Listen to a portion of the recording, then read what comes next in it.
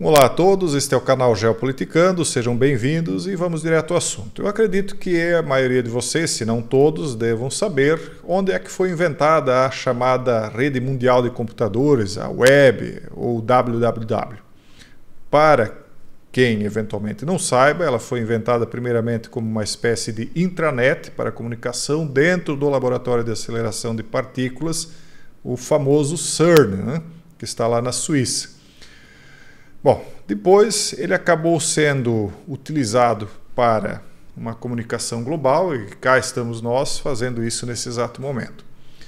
Mas, penso eu, e eu tenho essas teorias que fogem um pouco aí do padrão muitas vezes, e para quem me acompanha há mais tempo sabe que eu não faço isso para vanglória, porque eu não ganho nada com isso, mas eu faço isso quando eu digo, olha, veja como eu tenho acertado, apenas para dar credibilidade, não às coisas que já foram, não a mim, mas às coisas que eu digo que ainda virão, para que as pessoas tenham pelo menos um pouquinho de antevisão do que virá.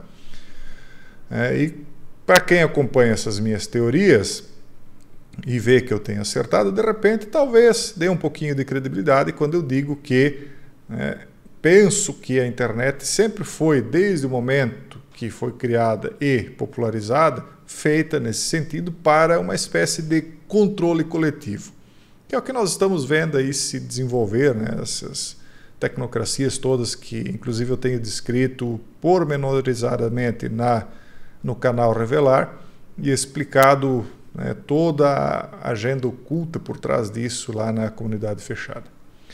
Bom, uma vez feito isso, houveram alguns efeitos colaterais que eu penso que eles não previram o que aconteceria, porque dentro dessa mentalidade elitista, né, que essas pessoas têm, eu penso que eles acreditavam que a humanidade já tinha sido imbecilizada o suficiente para que eles não se preocupassem com a discussão de temas que eventualmente pudessem incomodar o restante da agenda que eles têm programada, digamos assim, né?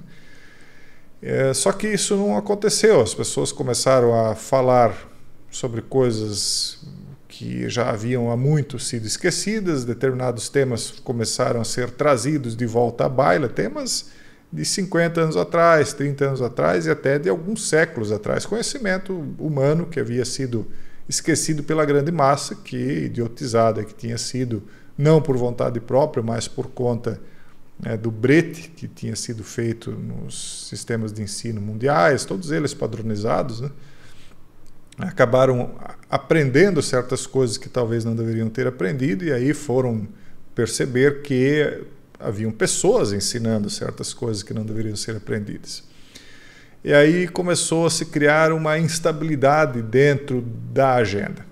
E nesse caso, essa instabilidade, na minha visão, né, está sendo aplacada de alguma maneira, né? De alguma maneira não, de uma maneira muito específica, que é a censura.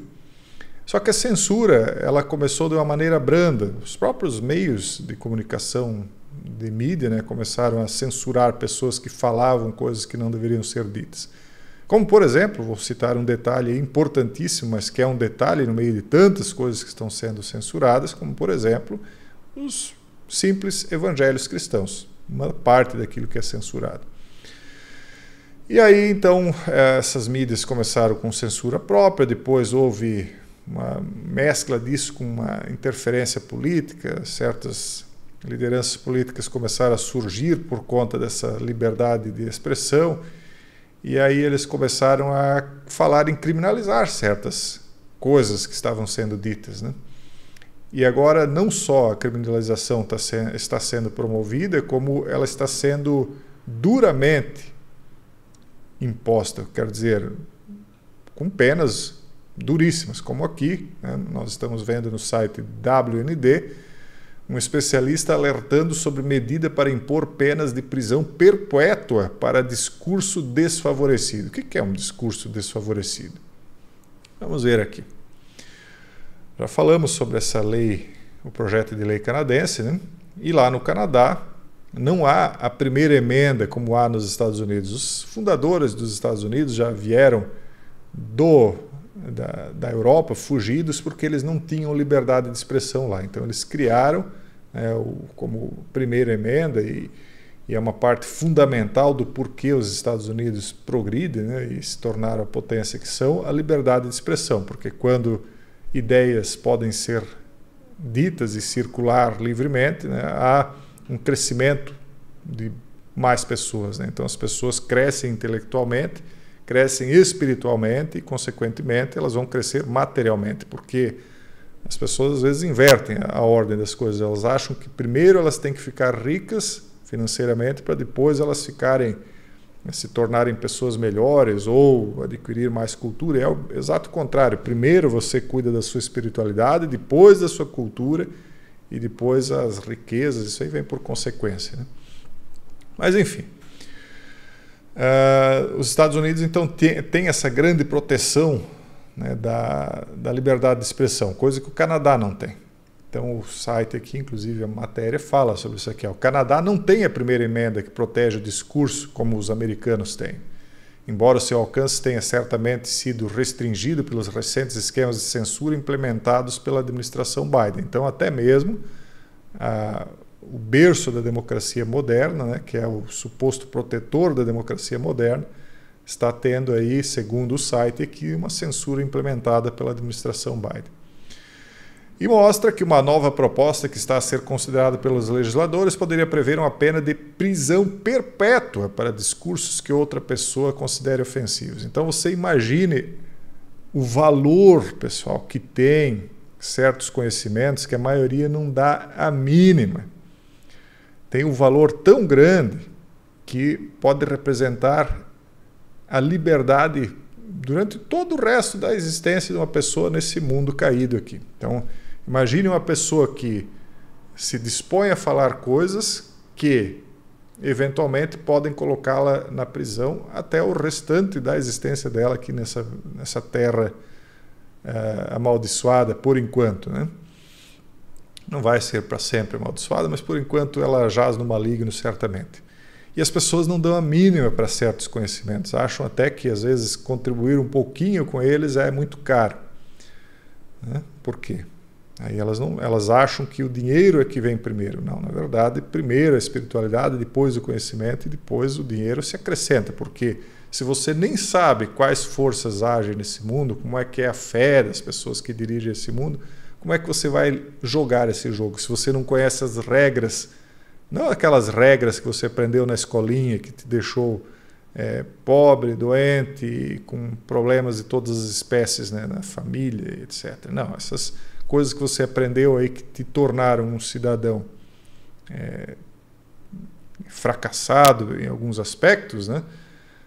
E não que isso não possa ser revertido, mas cada um sabe, né, onde é que apertou o calo.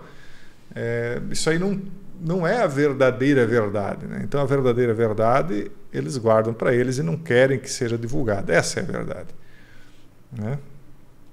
Então uma possibilidade levantou preocupações para um especialista, incluindo o professor de Direito da Universidade de George Washington, Jonathan Turley. Ele não apenas testemunhou perante o Congresso sobre questões constitucionais, mas também representou membros em tribunais. E ele escreveu um livro chamado O Direito Indispensável, Liberdade de Expressão em uma Era de Fúria. Ele escreve agora sobre a criminalização constante do discurso no Canadá, após os ataques implacáveis do primeiro-ministro canadense Justin Trudeau. Ele explica o seguinte: agora o parlamento canadiano está avançando para uma nova mudança que permitiria a imposição de prisão perpétua àqueles que publicam opiniões consideradas desfavoráveis ao... Agora, o que é uma opinião que favoreça isso aqui? Por exemplo, né? Eu não vou ler essa palavra, mas por exemplo, o que está acontecendo em Israel é ou não é isso aqui? Se você disser que não é e o governo do Canadá acha que é, você vai preso perpetuamente. E se você disser que é e o governo disser que não é, será que não vai acontecer a mesma coisa? Então veja que é a mera opinião a respeito de um fato concreto que nós podemos observar agora. Será que não vai levar à prisão perpétua lá? É uma pergunta que eu faço. Então até onde que vai a liberdade de expressão para eventualmente se discutir temas que são de relevância mundial e de interesse de todos. Óbvio que a pessoa que deliberadamente discursa promovendo esse tipo de coisa, ela tem que ser punida, mas prisão perpétua, né? Com um movimento crescente que chama a guerra de Israel em Gaza disso, o alcance potencial de tal lei é facilmente aparente. Então qualquer um consegue entender como ela pode alcançar qualquer pessoa. Essa parece ser a sua grande atração para os defensores da liberdade de expressão no país. É a lei de danos online que agora está pendente. Então, isso tem se espalhado pelo mundo inteiro porque aqueles que governam esse mundo sentiram aí que há um abalo nas estruturas de poder deles, né?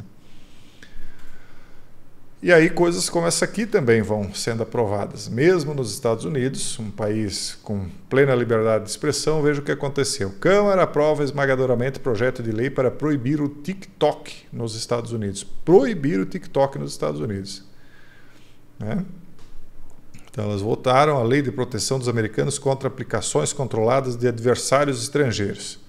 O projeto apresentava 15 republicanos contra os 50 democratas contra, mostrando que há um forte interesse bipartidário em conter a aparente ameaça à segurança nacional do TikTok.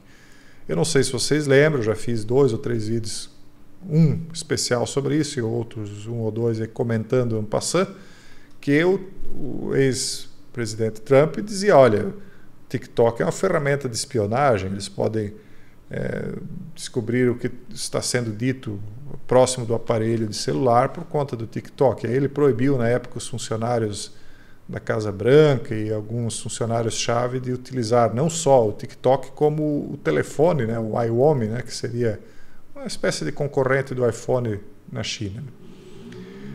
Não me surpreende que aplicativos possam fazer esse tipo de coisa, porque é o que eu venho dizendo há anos aqui também, né, para vocês, que aquilo que a gente fala perto dos aparelhos, inclusive perto de televisores smart, já foi mostrado aí no passado que há essa possibilidade. Tudo que é smart, ele tem um vai e vem de informações. Você não só recebe informações como era na antiga TV, onde tinha um aparelho estático, lá você só recebia o sinal. Não, agora você manda informações também, por isso é smart.